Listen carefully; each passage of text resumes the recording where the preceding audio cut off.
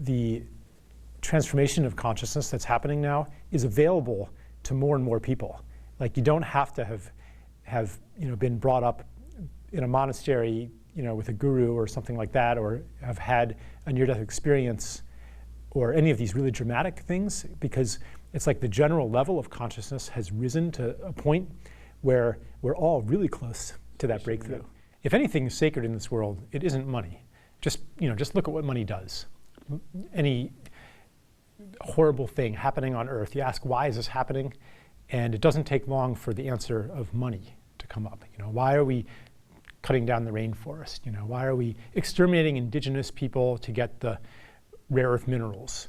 It's because money's being made. And on a personal level too, so many people, why don't I express my joy, my creativity, to do something I really care about? Because there's no money in it. Will I be okay?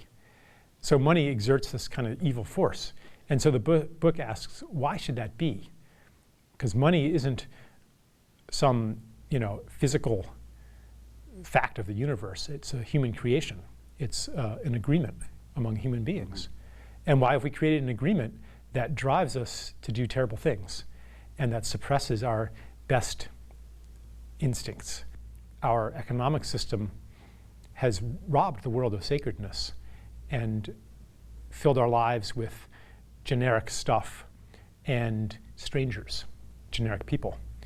And then, what would be a sacred economy? Well, it would allow us to recover the uniqueness and relationship that make the world sacred. It's still possible to pretend that everything's going to be okay, that the high growth of the 90s is going to return, that the scientists are going to fix the problems with climate change or the ecosystem, and that humanity's basically on the right track. Without a whole lot of self-deception, you can still believe that.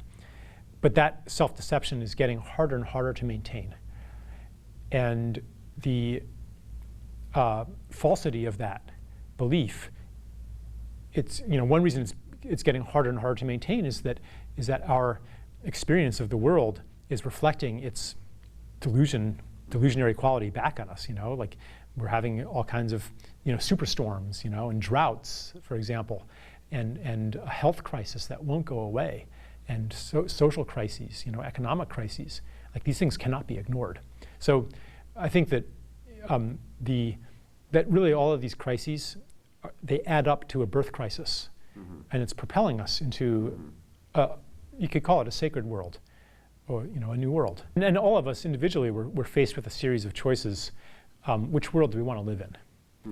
And I talk about, when I say which world, what am I really saying? And so I use the story concept, the idea that our whole world is built on a story or on an ideology, or you could even say a mythology that every culture has. The story of the people, I call it, that answers life's basic questions, all the way down to the level of who are you? What is it to be a human being? And that story is changing. It used to be, for a long time, in civilization, right? Not indigenous people, but in civilization, it was what you are is a discrete, separate individual among other individuals in an external universe that's separate from you. And really, every field kind of agreed on this. Religion, you're a soul encased in flesh. Psychology, you're a mind encased in flesh. Biology, you're the expression of DNA seeking to maximize your reproductive self-interest, right? Every field agreed, and that conception of self has basically poisoned our planet because we treat it as if it were an other, and we treat each other as if we were others. And the breakdown of that story is bringing us into an understanding of interconnectedness or inner being. And so we're faced with a series of choices. Do we stand in separation, or do we stand in connection, inner being? And we can choose, as long as we want to stay in separation, but that choice gets harder and harder to uphold, and the invitation becomes stronger and stronger. And the longer we take, then the worse things get. the more powerful the birth contractions become. But a lot of people are seeking to live in a new story, and intellectually, a lot of people agree with it. We're not separate. We're not separate from nature. We're not separate from each other, and we've had experiences that show us that, But there's still, even if you grasp it intellectually, there's so many habits that we have of separation. And that means that a really profound healing process has to happen. Because really the understanding of inner being, that what you do to the world, you do to yourself, that everything that's happening to anybody is happening to you, that's the truth.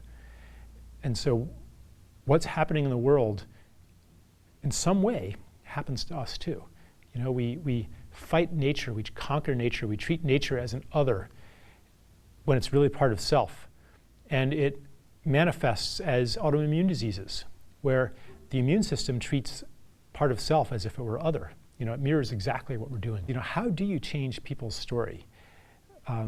If not through persuasion and the force of logic, because that doesn't work. People always can have, we don't base our beliefs on logic or reason. We think we do, but actually what we do is we have a belief and then we use reason and logic to justify it. It's really rationalization.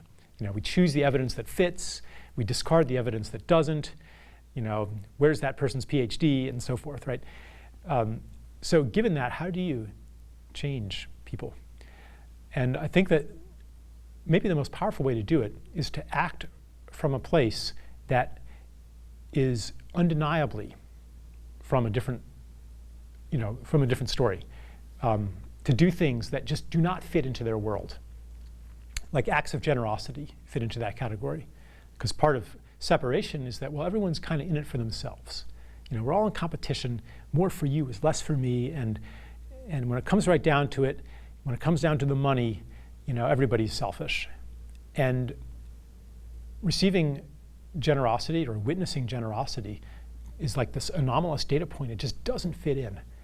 And this has happened to me. I become curious, where is this person coming from? What world are they in? What are they seeing? It kind of opens up something in me, and it makes me feel maybe a little ashamed, but it's also very exhilarating. Like, wow, I can do that too. Like, I get letters from people who have read my work, and sometimes they'll say, like, I read your book and I gave away all my money. And the magic that has unfolded since then is unbelievable. One way to look at all this is through the lens of the gift. People misunderstand it when I talk about gift economy, and they think that I'm advocating the abolition of money, which maybe, I don't know, could happen maybe in the distant future, but that's not really what I'm talking about. I'm talking about bringing the spirit of the gift into the money system, which does involve a major kind of redesign of money. But in addition to that, I'm also talking about a shrinkage of the money realm and the growth of a gift realm, and it's happening already. There's so many like car share things, Airbnb or couch surfing, Craigslist, all these things, for example, online that allow people to meet each other's needs without exchanging money, and they kind of recreate what we used to have when. Remember the days when we all knew our neighbors, and if you needed something, you'd go borrow it, and people would help you out on your project, and you didn't need to hire roofers, maybe, or painters, because people would get together and do it for each other, or babysitters, and that's what community is. Right, and then people wouldn't be separate. That's right, because you need each other. And today in suburbia, you look at each other, and it's like, underneath, I don't need you, because everything I need, I pay for. So that is kind of, that's one thing I do talk about, the return to a gift economy. The more that the environment changes to align with the principles of gift or the principles of interconnectedness, the easier it is to believe it. In a gift economy, like an ancient gift economy, it was very easy to believe that as I give, so shall I receive. Because if you gave, in those societies, if you had more than you needed, you'd give it to somebody who needed it. So your good fortune would be my good fortune too, because if you had excess, you'd give it to me. So it was really all these teachings of karma, and the golden rule, that all was very natural. It was obvious that what happens to you, like you break your leg, and I'm going to be much worse off too because you were a good hunter, and now I'm going to have to take care of you, right? It was really obvious. It's not so obvious in our money economy, but maybe it'll become more obvious as these new institutions arise. We all pretty much know the problems facing us. We don't know what the origin of those problems is. We even know the solutions. The problem is right now that here's what the biggest problem is that we don't know what's stopping us from implementing those solutions. People have different theories, capitalism, greed, maybe it's something in us. I identify it as our defining mythology, as a story. And that's the level I work at, to change the story. But that's something we can all do. Because anything, like I said before, anything that we do that doesn't fit into the old story is disruptive to that story and inviting.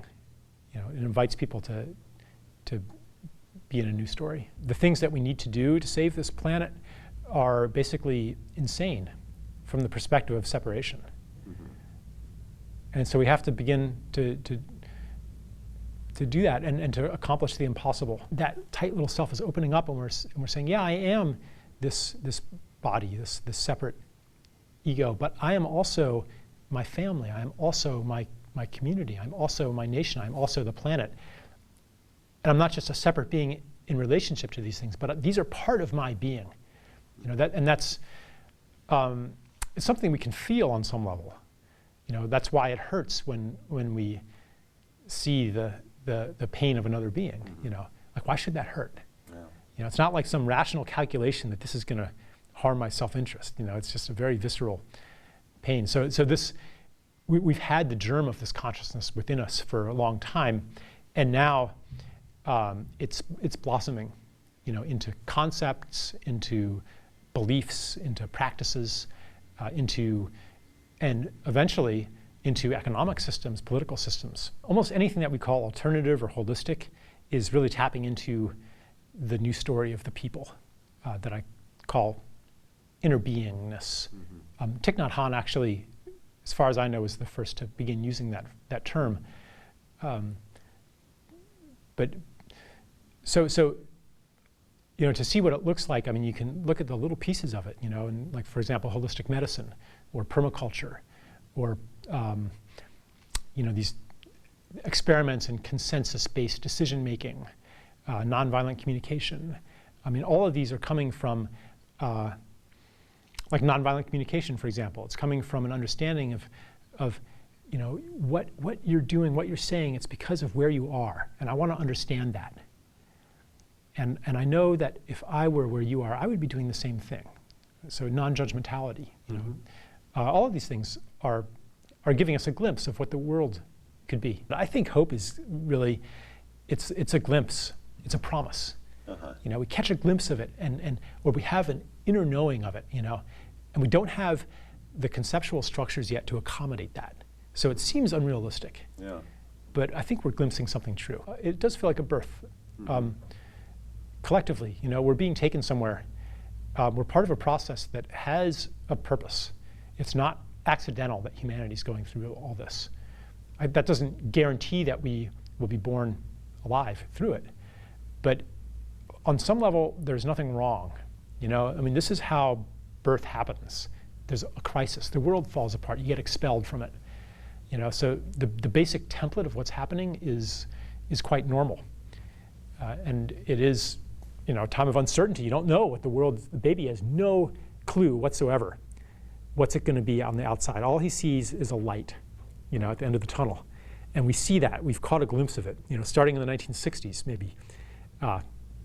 We caught a glimpse of the world that could be. And now we're being propelled toward it. So I think a lot of the stuff that we kind of judge the wealthy for, or just judge people in general for, greed and overconsumption, those are just symptoms. And when we try to make people feel guilty about it, then we're making them feel guilty for really they're just trying to meet their needs, you know? And it makes the situation worse because you're perpetuating this war against the self, which is really a reflection of the war against nature, and saying goodness comes through conquest. And there's this bad thing in you and you have to conquer it. But it's not. It's just a symptom of a real unmet need. And you find that when that need gets met, you know, maybe when the person falls in love or has a profound experience of connection, a near-death experience, something like that, then they stop consuming all that stuff because it wasn't really what they needed. Everything we have is a gift. We didn't invent the process to make seeds grow. We didn't invent water